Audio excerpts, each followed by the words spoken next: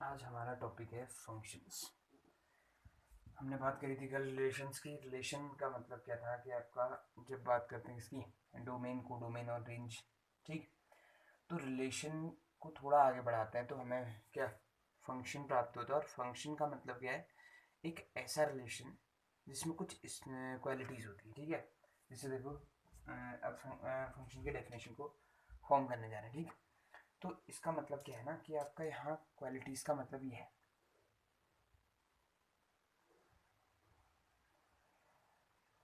अगर एक relation R from A to B इस तरह से है, इस तरह से है कि ए का एक भी एलिमेंट अनमैप्ड नहीं रह रहा है, यानी कि ए का हर एक एलिमेंट इन्वॉल्व है रिलेशन में, ठीक है।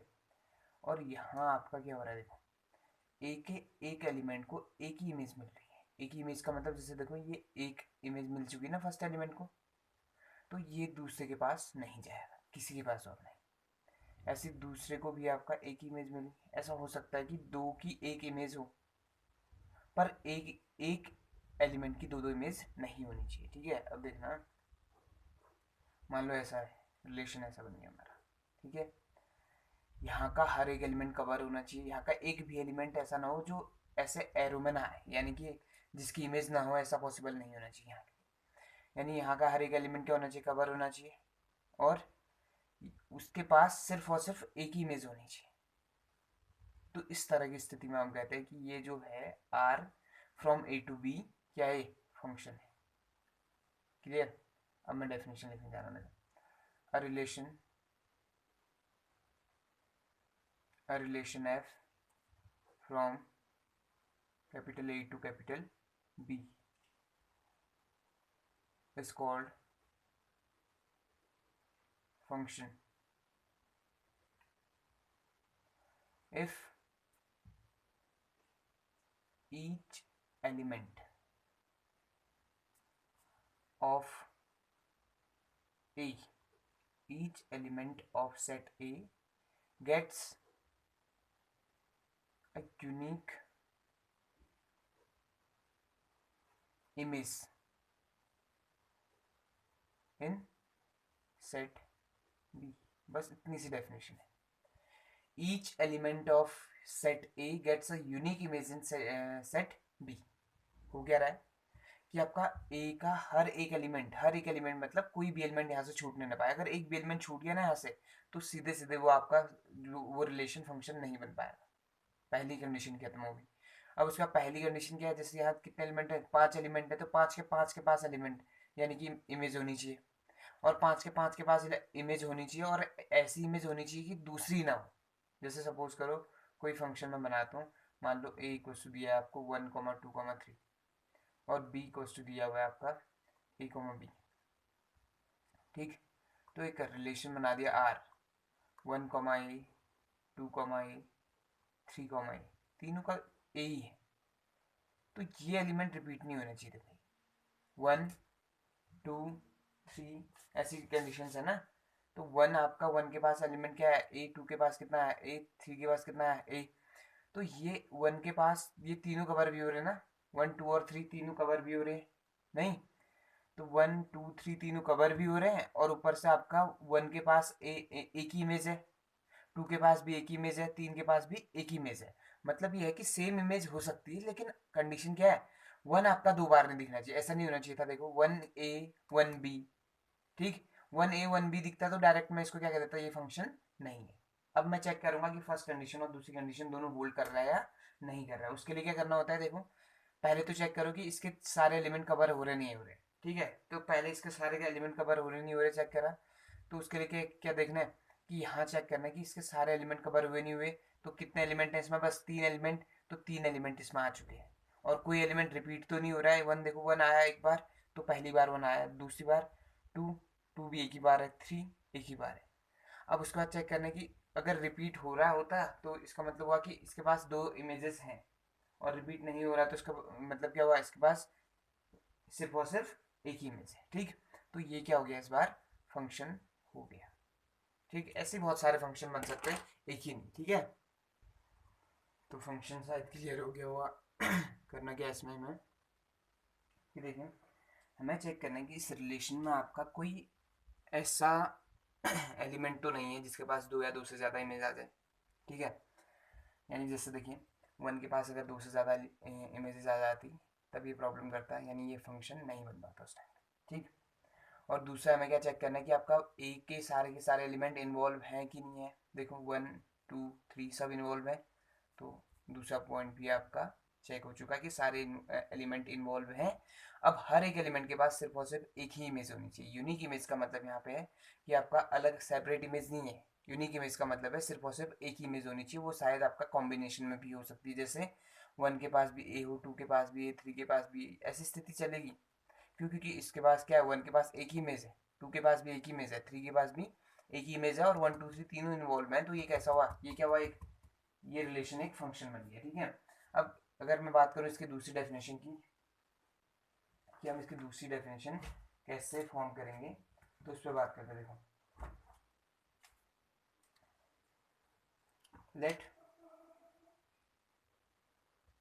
ए and B be two sets, two non-empty sets, two non-empty sets, ठीक। अब उसका देखना है a relation from capital A to capital B is called a function, और फंक्शन का दूसरा नाम होता है मैपिंग, और मैपिंग या इसको क्या भी कहते हैं, मैप भी कहते हैं, ठीक। From A to B if number first आपका for each a belongs to capital, यानी ए में रहने वाले हर एक एलिमेंट के लिए there exist B belongs to capital B such that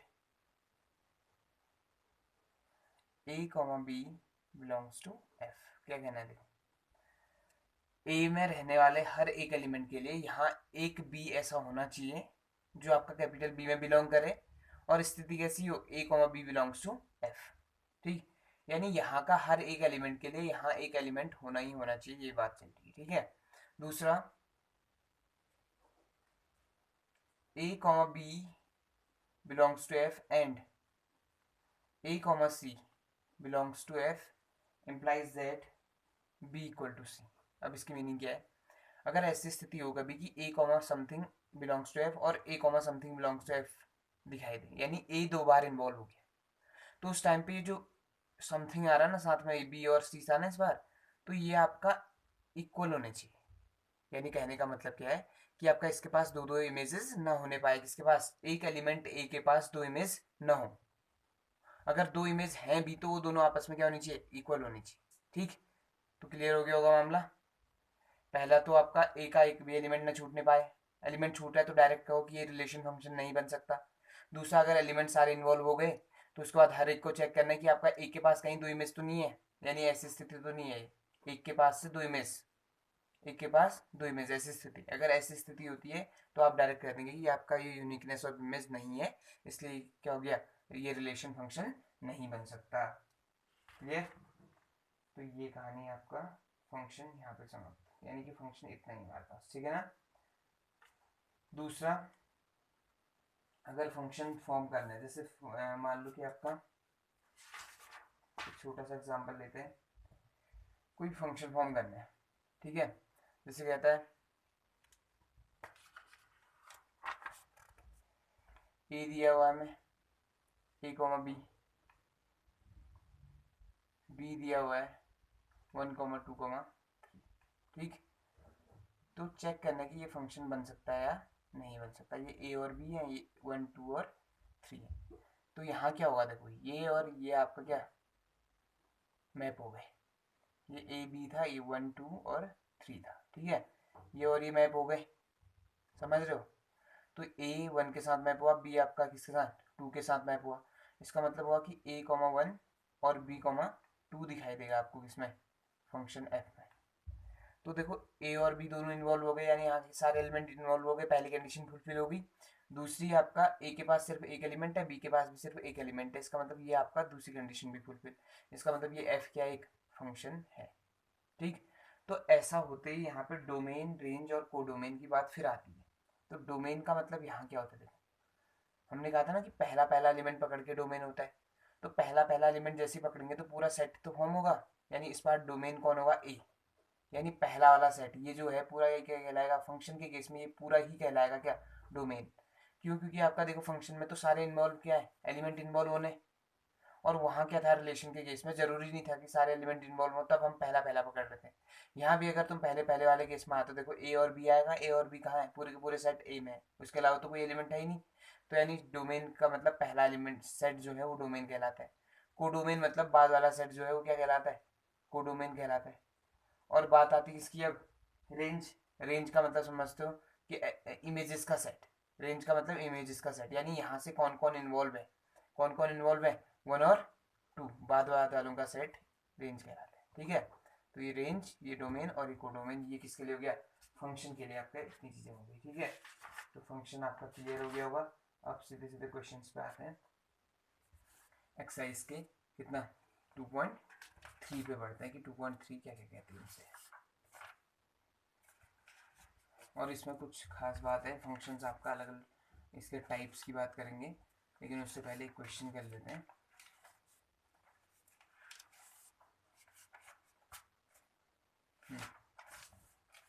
तो देखिए इसमें कुछ क्वेश्चन है। पहला आपका 2.3 में पहला क्वेश्चन है, which of the following relations are functions, give reason if it is function, determine the domain and range. ठीक, तो बताना कि आपका पहला 2.3 का पहला क्वेश्चन है कि कौन फंक्शन है और कौन फंक्शन नहीं है, अगर कोई फंक्शन है तो उसका डोमेन और रेंज बताओ।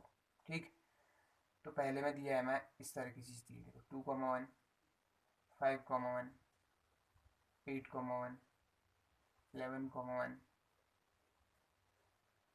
14,1, ठीक, और 17,1, ये। तो देखो इस बार हमें पहले से ही नहीं पता है कि कहाँ से कहाँ में फंक्शन है या कहाँ से कहाँ ये रिलेशन है। ठीक, तो इसमें पहले पहले एलिमेंट को चेक करो, 2, 5, 8, 11, 14, 17 आ रहा है ना, यानी हर बार अलग अलग है। ठीक, तो 2, 5, 8, 11, 14, 17 हर बार अलग अलग है, यानी अलग अलग एलिमेंट को हमने मैप करा हुआ है। तो इसका मतलब डोमेन क्या हो गया, देखो ये फंक्शन बन गया। फंक्शन कैसे बन गया, क्योंकि 2, 5, 8, 11, 14 और 17 हमारा क्या आ रहा है, काम में आ रहा है। 2, 5, 8, 11, 14 हर बार अलग अलग दिख रहा है ना, 2 दो बार रिपीट नहीं हुआ, 5 दो बार रिपीट नहीं हुआ। ठीक, तो जब ये दो बार रिपीट नहीं हुए, इसका मतलब ये हुआ कि आपका ये क्या बना रहा है, हमारा फंक्शन बना रहे हैं। ठीक है, फंक्शन क्यों बना रहे हैं, क्योंकि इसकी जो इमेज है वो तो 1 है, और लेकिन आपका 2 एक ही बार आ रहा है, 5 एक ही बार आ रहा है, 8 एक ही बार आ रहा है। इसका मतलब क्या है, डोमेन क्या बन जाएगा इसका, देखो डोमेन बन जाएगा इसके लिए 2, 5, 8, 11, 14 और 17। और रेंज क्या बन जाएगी, रेंज बन जाएंगी सिर्फ और सिर्फ 1।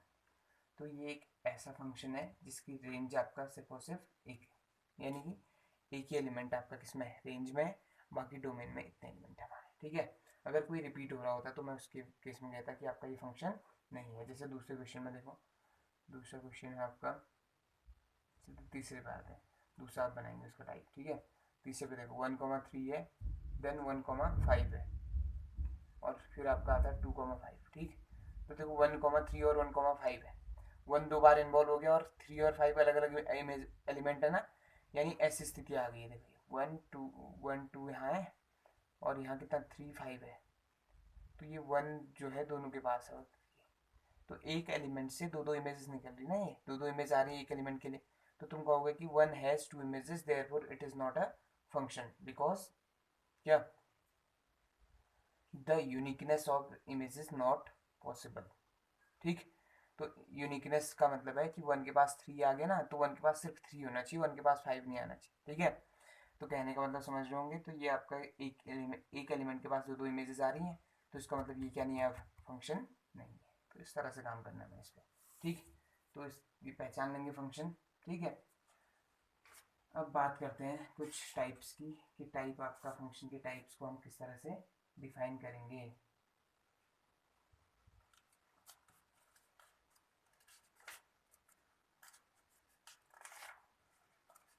ठीक है, तो फंक्शन के टाइप्स पे आते हैं। देखो टाइप, कुछ टाइप्स की बात करते हैं। सम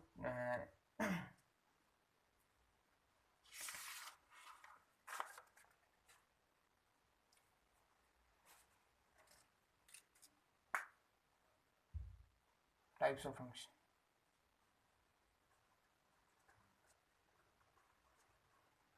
टाइप ऑफ फंक्शंस, उसके अंदर पहला है आपका आइडेंटिटी फंक्शन।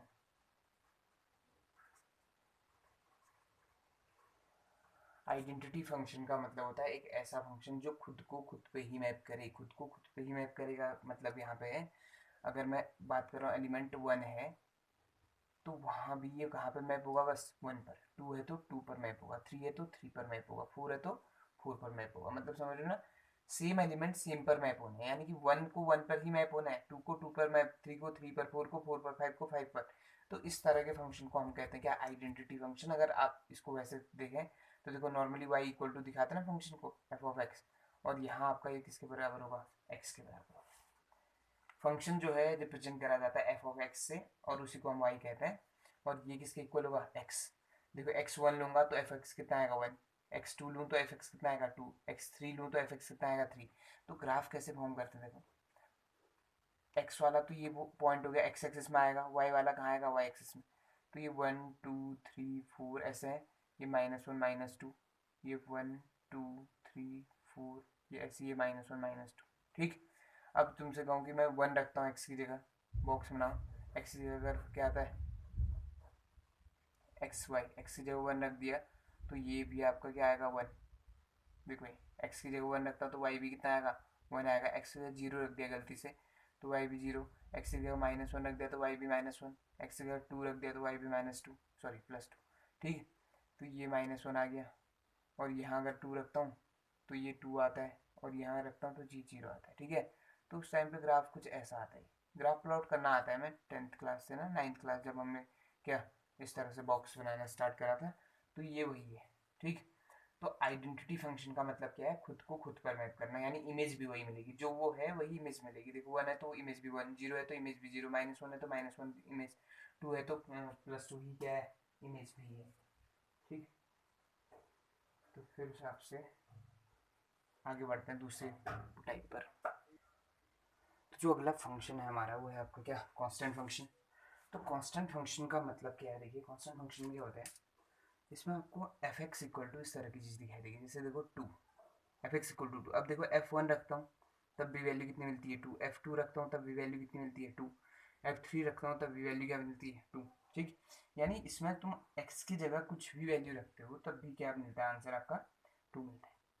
तो ऐसी स्थिति में जो फंक्शन होता है उसे हम कहते हैं कांस्टेंट फंक्शन, और इसका जो ग्राफ है ना वो आपका कुछ ऐसा बनेगा। देखो F X equal to 2, F1 में भी 2 मिल रहा है, 2 में भी 2, 3 में भी 2 ना, हर जगह 2 मिल रहा है, यानी कि 0 जब रखूँगा तब भी 2 मिलेगा, ये 1 रखता हूँ तब भी 2 मिलेगा, 2 रखता हूँ तब भी 2 मिलेगा, 3 में 2 नेगेटिव रखो तब भी। तो ये आपका एक क्या मिलती है, स्ट्रेट लाइन मिलती है पैरेलल टू एक्स एक्सेस हमेशा ही। ठीक, तो कांस्टेंट फंक्शन का मतलब क्या है कि आपका जिसमें चाहे आप डोमेन में से x की वैल्यू कुछ भी रखते हैं, आपका जो इमेज है वो बिल्कुल कांस्टेंट रहती है। इमेज यानी कि जैसे अगर मैं इस बार 2 का एग्जांपल दिया तो इमेज हर बार क्या रह रही है, 2 रह रही है। अगर ऐसी अगर एग्जांपल दें इसका, या बात करें 5 ले लें या 10 ले लें, कोई भी टर्म अगर आप लेते हैं तो वो वैल्यू वैसी रहनी है हमेशा। ठीक, तो इस चीज़ को समझना। उसके बाद अगला फंक्शन जो है आपका है पॉलिनोमियल फंक्शन। थर्ड है आपका पॉलिनोमियल फंक्शन। तो पॉलिनोमियल फंक्शन में क्या है, देखो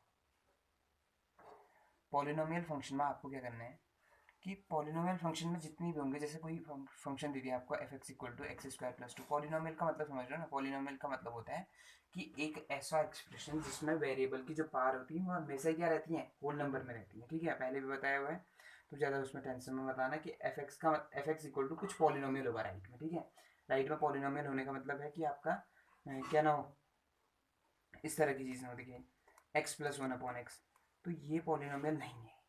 क्यों, एक्स की पावर तो 1 है, यहाँ एक्स ऊपर जाएगा तो पावर क्या आ जाएगी, -1 ना। तो -1 पावर आने पे -1 तो होल नंबर होता नहीं है।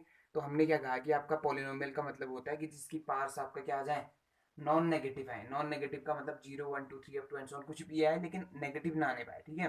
तो ये पॉलिनोमियल नहीं है, लेकिन पॉलिनोमियल इस तरह के होंगे, ठीक है। ऊपर आपका किसका एक्सप्रेशन, एक्स का एक्सप्रेशन आपका पॉलिनोमियल होगा। तो जब भी पॉलिनोमियल होगा आपको बॉक्स बना के काम करना है, ठीक। तो बॉक्स बना के कैसे काम करेंगे इस पर बात करते हैं। देखो जैसे एग्जाम्पल क्या लिया था, F X equal to X square plus 2 लिया था ना। तो बॉक्स बनाना है, इसके करस्पॉन्डिंग आपको 2 4 पॉइंट्स लिख लेना, नेगेटिव और पॉजिटिव लिख लेना कुछ। जैसे एक्स और वाई, एक्स 0 ले लिया, वाई कितना आ गया 2 आ गया। एक्स आपका -1 ले लिया, वाई कितना आ गया 3 आ गया। एक्स आपका 1 ले लिया, वाई कितना आ जाएगा 3। ऐसे इस तरह की टर्म्स, ठीक। एक्स आपका कितना 2 ले लिया तो वाई कितना आ जाएगा 6। और x अगर आप -2 लेते हैं तब भी y कितना आ रहा है 6। इस तरह की टर्म्स आ गई। तो यहाँ क्या मिल रहा है, देखो जब आपका इसका ग्राफ प्लॉट करेंगे आप, तो ये देखो 0 में 2 मिल रहा है, यानी x जब 0 है y कितना है 2 है, ये 1 देन ये 2। अब जब x आपका आगे की ओर बढ़ रहा है, x -1 था तो वैल्यू कितनी थी 3, यहाँ गई। और जब x 1 था तो वैल्यू कितनी थी 3, ठीक। तो ये ग्राफ आपका इस तरह से आता जा रही है, एक पैराबोला बन जा रही है, समझ लो। यानी पॉलिनोमियल का मतलब ये हो गया आपका, पॉलिनोमियल में हमें क्या करना है, कोई पर्टिकुलर बनेगा नहीं। जैसे अभी तक क्या हो रहा था, हमने आइडेंटिटी फंक्शन पढ़ा, आइडेंटिटी में आपका क्या हुआ, ओरिजिन से गुजरी लाइन, ठीक, 45 का एंगल बनाते हुए। दूसरा जब हम केस पढ़ रहे थे कांस्टेंट का, तो पैरेलल आई एक्स एक्सिस के, तो वो फिक्स है। यानी कि पैरेलल अगर कांस्टेंट फंक्शन है तो इसका मतलब हमेशा ही वो क्या आएगा, पैरेलल आएगा एक्स एक्सिस के। और अगर कोई फंक्शन आपका क्या है, आइडेंटिटी फंक्शन है, तो हमेशा ऐसा ग्राफ बनेगा उसका। लेकिन पॉलिनोमियल में ग्राफ फिक्स नहीं है, पॉलिनोमियल कुछ भी हो सकता है, ठीक। तो उसमें आपको क्या करना है, बॉक्स बना के काम करना ही करना है, ठीक है। किस तरह से काम करेंगे, देखो एक्स की वैल्यूज को वेरी करा, वाई निकालो, वाई का मतलब है एफ एक्स, ठीक। ये निकालने के बाद आपको क्या करना है, इसको वेरी करा के क्या निकालते जाने, पॉइंट्स निकालते जाने, ठीक है। तो इतना सा आपका ये कौन आइडेंटिटी फंक्शन, सॉरी ये आपका पॉलिनोमियल फंक्शन हो चुका है, ठीक। अब बात करते हैं रेशनल फंक्शन की। रेशनल फंक्शन का मतलब क्या है, देखो रेशनल फंक्शन में क्या है, अगला फंक्शन आपका रेशनल फंक्शन। रेशनल फंक्शन क्या कहता है कि आपका ये चीज़ आपका समथिंग अपॉन समथिंग, यानी p अपॉन क्यू, जैसे रेशनल नंबर होता है ना, उसी फॉर्म में मिलेगा। बस p की जगह आज एफ एक्स होगा, q की जगह आज आपका जी एक्स होगा, ठीक।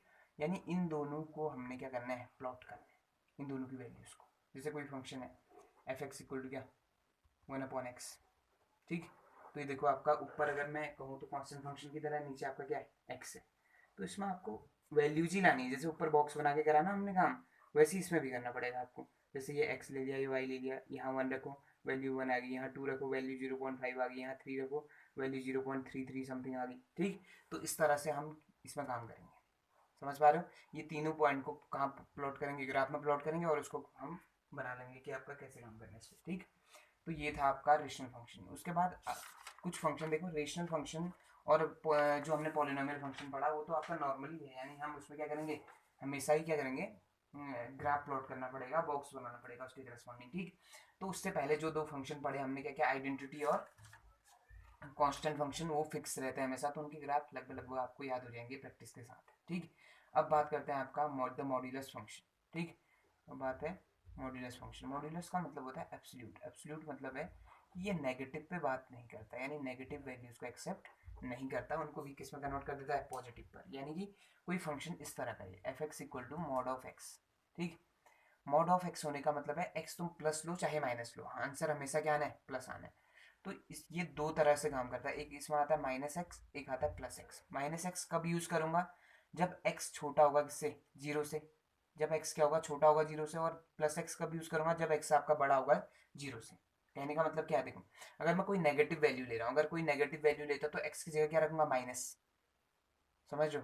यानी -x इसका यूज करूंगा। जैसे मैंने कह दिया कि x इक्वल टू -1 पर चेक करना है, तो आप फंक्शन कौन सेलेक्ट करेंगे, एफ एक्स इक्वल टू, यानी f -1 इक्वल टू क्या आएगा, माइनस बार इसमें रखेंगे वैल्यू -1, यानी +1 हो गया ना। और अगर आप 2 पे चेक करें तो 2 के लिए कौन फंक्शन यूज करेंगे, x यूज करेंगे, यानी f2 2, ठीक। इस तरह की कहानी। तो ये जो ग्राफ बनता है आपका, जब प्लॉट करेंगे इसको, तो फिर से वही बॉक्स बनाना है। ये ग्राफ ऐसे बनेगा, वी शेप का बनेगा, यानी दोनों बार आपका y की जो वैल्यूज होंगी पॉजिटिव डायरेक्शन में होंगी, चाहे आप x नेगेटिव लो चाहे आप x पॉजिटिव लो, ये आपका अपर हाफ में ही बनेगा। अपर हाफ में बनने का मतलब क्या है, सिर्फ और सिर्फ y की पॉजिटिव वैल्यूज के साथ डील करता है। ठीक, पॉजिटिव क्यों आ रहा है, क्योंकि यहाँ क्या है, मॉड है, तो मॉड्यूलस फंक्शन में आपका फिक्स है, आपका इस तरह का ही ग्राफ बनेगा। ठीक, तो ये क्यों बन रहा है ये समझा दिया। ठीक है, नेक्स्ट जो फंक्शन है आपका वो है signum function. Signum function, signum function का मतलब क्या है, देखो सिग्नम फंक्शन आपका एक इस तरह का फंक्शन है जो एक डेफिनेट फंक्शन है, यानी यही इसी फंक्शन को हम हमेशा क्या कहेंगे, सिग्नम फंक्शन कहेंगे। x ग्रेटर देन जीरो हुआ तो वैल्यू कितनी आएगी 1, x इक्वल टू जीरो हुआ तो वैल्यू जीरो आएगी, x लेस देन जीरो हुआ तो वैल्यू नेगेटिव आएगी। देखो कहने का मतलब क्या है कि इस फंक्शन में एक खास बात है कि x आपका ग्रेटर देन जीरो ले रहे हैं। अगर x आपका ग्रेटर देन जीरो ले रहे हैं, चाहे कोई भी 10 ले लो, 20 ले लो, 40 ले लो, 60 ले लो या 1000 10,000 वगैरह ना, तो तब भी आपका आंसर क्या आएगा 1। और x लेस देन जीरो होगा तो उस टाइम पे -1 और x इक्वल टू जीरो में जीरो। ठीक, तो ये कैसे इसका जो ग्राफ बनेगा वो कैसा बनेगा, इसका ग्राफ ऐसा बन जाएगा आपका। ये देखो -1 होने हैं कब, जब लेस होने, x की वैल्यू देखो छोटी है, ये इंक्लूड नहीं है, जीरो इंक्लूड नहीं है। ठीक है, उससे छोटी है तो ये -1 आया, अगर उससे बड़ी है, किससे, जीरो से बड़ी है, तो ये +1 आ जाएगा, और जीरो है एग्जैक्ट, तो जीरो पे इसकी वैल्यू कितनी आनी है, जीरो, तो ये इसका ग्राफ बन जाएगा। ठीक, तो इस तरह से हम ये बात करेंगे। अब है ग्रेटेस्ट इंटीजर फंक्शन, ये बड़ा इंपॉर्टेंट फंक्शन है, इसको समझने की कोशिश करना। ग्रेटेस्ट इंटीजर फंक्शन,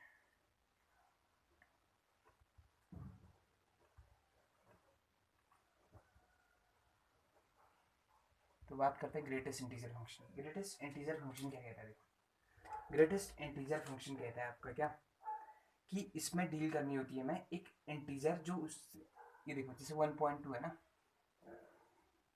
1.2 1.2 ये जो बॉक्स है इसकी मीनिंग है, ये बॉक्स अगर मैंने ऐसे लिखा है तो ये बॉक्स क्या इंडिकेट करता है, ग्रेटेस्ट इंटीजर वैल्यू। यानी इसमें जो आपका x की वैल्यू है उस, चाहे कुछ भी हो, चाहे पॉइंट में हो या किसी में हो, तो इसमें से हमें ग्रेटेस्ट इंटीजर लेना है। जैसे 1.2 है, 1.2 आपका 1.2 पूरा इंटीजर है नहीं, तो 1.2 से छोटे में आओ। 1 भी इंटीजर होता है, 0 भी integer, -1 -2 up to and so सब इंटीजर है, लेकिन उनमें सबसे बड़ा कौन है 1, तो इसकी वैल्यू क्या हो जाती है 1। ऐसी 1.9 है, 1.9 में 1.9 से छोटे इंटीजर ढूंढो, 1.9 से छोटे इंटीजर ढूंढा कोई, तो 1.9 से छोटे इंटीजर अगर हम लेते हैं, इसका मतलब हुआ कि आपका 1.9 से छोटे इंटीजर कौन, 1 0 -1 up to and so on, तो उन सब में सबसे बड़ा इंटीजर कौन 1, तो इसका आंसर क्या जाएगा। समझ पा रहे हो, ये राउंडिंग ऑफ वाला नंबर नहीं है, 1.5 से 1.6 से बड़े वाले में अगला ले लेंगे, उससे पहले में पीछे छोटा ले लेंगे उससे, ऐसा वाला केस नहीं है यहाँ पे। यहाँ क्या है आपका ग्रेटेस्ट इंटीजर फंक्शन का मतलब क्या होता है, जब तक आप उस वैल्यू को तक नहीं पहुँचते, जैसे अगर मैं बात करता हूँ 2 पॉइंट समथिंग लिखा है ना, तो आंसर हमेशा क्या आएगा उसका 2। अगर 3 पॉइंट समथिंग लिख दिया तो आंसर क्या आएगा 3। लेकिन इन केस ऑफ इंटीजर तो आंसर वही आएगा, देखो क्योंकि वही आपका इंटीजर है ना, 2 में 2, 3 में 3। समझ पा रहे हो ना इस चीज़ को, तो अब इसको समझाऊं अगर मैं आपको, तो इस तरह से समझ सकते हैं। देखो अगर ग्रेटेस्ट इंटीजर x की वैल्यू 2 हो जाएगी कब, जब ये 2 या 2 से बड़ा होगा लेकिन 3 से छोटा होगा। आसान है समझना, एग्जैक्ट 2 हुआ तब भी इसकी वैल्यू 2 आ जाएगी, x की वैल्यू ना, और x आपका 2 पॉइंट समथिंग हुआ तब भी 2 आना है, 3 तक तो जाना ही नहीं, इक्वल टू नहीं लगा। ठीक है, ऐसे अगर मैं समझाऊँ 0 से लेके 1 तक, 0 से लेके 1 तक इसकी वैल्यू कितनी हो जाएगी 0, क्योंकि 1 से छोटा है, 0 से 0 या 0 से बड़ा होना है उसको। ठीक, तो इस तरह से काम करना है हमें ग्रेटेस्ट इंटीजर फंक्शन के साथ। ठीक, तो ये थी कहानी आपका किसकी, फंक्शंस की। फंक्शन से रिलेटेड कुछ टाइप्स हमने पढ़े। अब इसमें रिलेटेड एक्सरसाइज का पहला क्वेश्चन तो मैं बता चुका था, अब क्वेश्चन नंबर 2 की बात करेंगे। क्वेश्चन नंबर 2, 3, 4 और एक्सरसाइज खत्म करते हैं आज, यानी हमारा चैप्टर आज क्लोज होने वाला है। ठीक है, देखिए बात करनी है हमें क्या, क्वेश्चन नंबर 2 की। क्वेश्चन नंबर 2 क्या है, देखें क्वेश्चन नंबर 2 कहता है आपका find the domain and range, find domain and range. ठीक है, तो क्वेश्चन नंबर 2 है, ये आपका एक्सरसाइज कौन सी चल रही है 2.3 यानी लास्ट एक्सरसाइज। ठीक, तो ये कहता है find domain and range. Number एक इसके अंदर बनता है एफ एक्स इक्वल टू कितना दिया हमें, mod minus mod of X. ठीक, और दूसरा आपका F X equal to mod of 9 - x²। ठीक हो गया, तो पहले क्वेश्चन की बात करते हैं। देखो पहले हमें क्या ढूंढना है, रेंज और डोमेन कैसे ढूंढते हैं उसकी बात करता हूँ, ठीक। तो रेंज ढूंढने के लिए क्या करना होता है, या डोमेन ढूंढने के लिए क्या करना होता है, देखो एक्स की उन वैल्यूज को सिलेक्ट करना होता है जो फंक्शन के अपॉन में जीरो ना बना दे। इस बार अपॉन में फंक्शन है ही नहीं, तो अपॉन में जीरो बनने का केस ही नहीं है। दूसरा, फंक्शन को इमेजनरी ना बना दे। इमेजनरी कब बनता है फंक्शन, जब रूट के अंदर नेगेटिव चीज आ जाती है। ध्यान देना कि एक्स की उन वैल्यूज को सेलेक्ट करना है जो आपको अपॉन में जीरो ना दे और रूट के अंदर नेगेटिव ना दे, क्योंकि रूट के अंदर नेगेटिव बनने से कहाँ चला जाता है, कॉम्प्लेक्स में चला जाता है। और अपॉन में अगर जीरो बनता है तो ये कहाँ चला जाता है, इन्फिनिटी चला जाता है, ठीक। तो हमें फंक्शन में क्या नहीं बनाना है, या तो इन्फिनिटी नहीं बनाना है, या आपका क्या नहीं बनाना है, नेगेटिव नहीं बनाना है रूट के अंदर, ठीक। तो पहले क्वेश्चन में तो आपका रूट का प्रॉब्लम है नहीं, दूसरा अपॉन में भी कोई टर्म है नहीं, तो आर की वैल्यू आप कुछ भी रख दो, कुछ भी, यानी एक्स की वैल्यू कुछ भी रख दो, जैसे 1 रख दो, 2 रख दो, 3 रख दो, 4 रख दो, 5 रख दो, 6 रख दो, कुछ भी रखते हो तो कुछ ना कुछ सॉल्यूशन आएगा। इसका मतलब डोमेन क्या हो गया आपका, डोमेन हो गया इसका आर। अब देखो तुम 1 रखते हो तो आंसर आता है, देखो मॉड की वजह से 1 आया अंदर, लेकिन बाहर माइनस है तो ये ओवरऑल आंसर -1 आ गया। 2 रखते हो -2 आ गया, 3 रखते हो -3 आ गया, -1 रखते हो ना अंदर, तो -1 रखने पे मॉड लगेगा तो पॉजिटिव हो गया, लेकिन बाहर से क्या है फिर से नेगेटिव, तो माइनस आ गया। तो इसकी जो वैल्यूज आएंगी, यानी जो हमारा आंसर आएगा वो कहाँ से कहाँ तक आएगा, यानी हमारी जो रेंज होने वाली है उसकी बात करते हैं। रेंज क्या है, रेंज क्या आने वाली, देखो रेंज आपका हर बार माइनस आने, क्योंकि ये तो हर बार प्लस होना है ना, और ये हर बार माइनस कर देगा इसको। तो रियल नंबर कहाँ से कहाँ तक होते हैं, -इन्फिनिटी से +इन्फिनिटी तक, ओपन ब्रैकेट, ठीक है, ब्रैकेट समझा चुका साइड में, ठीक है। तो ओपन ब्रैकेट, तो -इन्फिनिटी तक तो जाना ही इसे, -इन्फिनिटी नहीं आएगी वैल्यू, लेकिन इसकी ग्रेटेस्ट वैल्यू, यानी इसकी ग्रेटेस्ट वैल्यू क्या होगी, देखो जब मैं इसको जीरो रखूंगा, तो जीरो रखूंगा तो ये पूरा ओवरऑल आंसर क्या आ जाएगा, जीरो। और मैं चाहे बाकी कुछ भी रखूं तो और टाइम पे आंसर क्या आना है, नेगेटिव। तो यानी कि ये कहाँ से कहाँ आएगा, -इन्फिनिटी से लेके जीरो, इसकी क्या होगी, रेंज होगी। तो रेंज ऐसे पहचानेंगे, समझ गए। अब देखो नेक्स्ट क्वेश्चन को देखो गौर से। नेक्स्ट क्वेश्चन क्या है, अंदर वाली चीज़ आपका क्या हो रही है, नेगेटिव हो जा रही है किसी स्टेज पर, अंदर वाली चीज़ क्या हो जा रही है किसी स्टेज पर, नेगेटिव। यानी क्या होना है, देखो हमें क्या करना है, रूट के अंदर जब भी कोई चीज़ होगी ना, अपॉन में तो है नहीं, जीरो बनने का केस नहीं है, लेकिन रूट के अंदर है तो इस चीज़ को हमें हमेशा क्या लेना है, पॉजिटिव लेना है, ग्रेटर देन किससे लेना है, जीरो। और इस चीज़ को अगर मैं ग्रेटर देन जीरो लेता हूँ, इसका मतलब क्या हुआ, 9 is greater than x square, नहीं, यानी मैं इसको ऐसे लिख सकता हूँ, x square is less than किससे, 9, ठीक। तो एक्स स्क्वायर लेस देन 9, यानी एक्स स्क्वायर की वैल्यू हमेशा 9 से छोटी होनी चाहिए। तो देखो एक्स स्क्वायर की वैल्यू हमेशा 9 से छोटी होनी चाहिए का मतलब क्या हुआ, कि अगर मैं इसे फैक्टराइज कर दूँ ना, या इसको मैं अगर तुम्हें समझाऊँ तो ऐसे भी कर सकते हो, देखो x square -9 less than zero हो रहा है ना, तो x square -9 less than zero का मतलब हुआ x+3 into x -3 less than किससे, जीरो। दैट मीन्स x, यहाँ से देखना है x-3, दोनों आपका देखो, ये वैल्यू x की जो वैल्यू है, इसको अगर इन दोनों को नेगेटिव होना है तो इसको भी नेगेटिव होना पड़ेगा, और इसको भी, या तो इसको पॉजिटिव होना पड़ेगा या इसको नेगेटिव होना पड़ेगा। मतलब ये है कि दोनों को अपोजिट साइन का होना पड़ेगा, समझ पा रहे हो, या इसको नेगेटिव होना है, दो का प्रोडक्ट नेगेटिव होना है, दो का प्रोडक्ट नेगेटिव होने के लिए दोनों को अपोजिट साइन होना पड़ेगा। अगर ये लेस देन जीरो होता है, अगर x-3 लेस देन जीरो होता है तो x लेस देन 3 आएगा ना, और इसको क्या होना पड़ेगा, इससे बड़ा होना पड़ेगा जीरो से, तभी तो दोनों नेगेटिव आएंगे। अगर ऐसे नहीं समझोगे तो फिर बात करेंगे। तो यहाँ से क्या आ जाएगा, एक्स ग्रेटर देन माइनस, यानी एक्स कहाँ से कहाँ लाई कर रहा है, -3 से लेके +3 के बीच में लाई कर रहा है। और ऐसे अगर समझना है तो देखो एक्स स्क्वायर लेस देन 9, यानी एक्स स्क्वायर, एक्स की वो वैल्यू जिनका स्क्वायर 9 से छोटा है, तो देखो 3 का स्क्वायर 9 आता है, -3 का स्क्वायर भी 9 आता है, तो इनके बीच में बाकी जितने भी नंबर होंगे सबके स्क्वायर 9 से छोटे होंगे। That means x lies between -3 to 3, यानी -3 से बड़ा होगा और 3 से छोटा होगा। तो देखो -4 हो गया गलती से, -4 हो गया तो क्या हो जाएगा, -4 का स्क्वायर 16, तो गलत आ गया ना हमारा आंसर, ठीक। तो हमें क्या करना है, इस चीज़ को पहचानना है कि -3 से लेके 3, तो मिल गया हमें क्या, डोमेन। डोमेन क्या मिल गया इस बार, डोमेन मिल गया आपका -3 से लेके +3, ओपन ब्रैकेट, क्यों, क्योंकि यहाँ इक्वल टू नहीं है, ठीक हो गया ना। अब बात करते हैं इसके क्या, रेंज की। इसके रेंज की बात करूँ तो रेंज क्या आनी, देखो फंक्शन को देखना गौर से, तो क्या आएगा, अगर मैं बात करता हूँ कि जीरो यहाँ रख दूँ तो आंसर क्या आएगा, 9। यहाँ 1 रखता हूँ तो आंसर क्या आएगा, ये आपका कितना बन जाएगा, 8 बन जाएगा, 2 रूट समथिंग आएगा। 3 रखता हूँ अगर यहाँ 3 रख दिया जाए तो कितना बनेगा ये 0।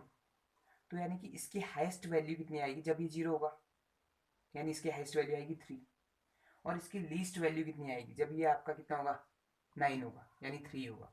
तो यानी कि आपका ये जो इसकी सबसे बड़ी वैल्यू होगी 9 और इसकी सबसे छोटी वैल्यू होगी 0।